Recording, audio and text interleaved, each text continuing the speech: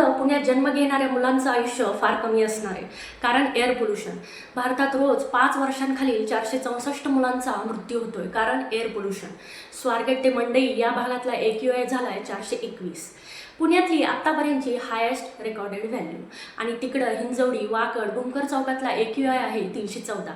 सगळी चर्चा दिल्लीच्या पोल्युशनची चालू आहे. पुण्याकडं फारसं कुणाचं लक्ष नाही आहे, पण पुण्याची वाटचाल त्याच दिशेने फार वेगवान रीतीने चालू आहे. महाराष्ट्रातलं सर्वात प्रदूषित शहर म्हणून पुण्याची ओळख तयार होते.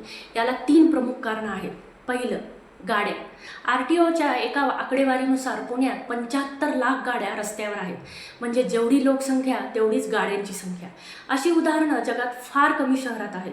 तुमचं पब्लिक ट्रान्सपोर्ट जेव्हा वीक असतं तेव्हा अशी परिस्थिती निर्माण होते. दुसरं कारण म्हणजे कन्स्ट्रक्शन. शहरात जिकडे तिकडे रस्ते, मेट्रो आणि घरांची हजारो कामं चालू आहेत.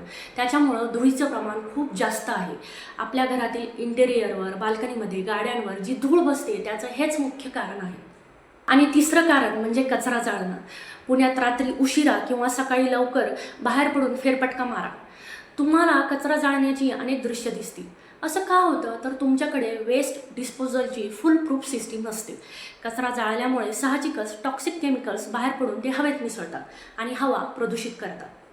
आणि हीच हवा आपल्या मुलांच्या लंग्सला नष्ट करते, त्यांच्या मेंदूवर परिणाम करते.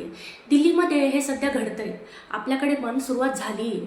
एकेकाळी पेन्शनर सिटी, मोस्ट लिव्हेबल सिटी म्हणून ओळखलं जाणारं पुणे शहर आता डिफिकल्ट टू ब्रिदेबल होत चाललंय. तुम्हाला काय वाटतं? खाली कमेंट करून नक्की सांगा.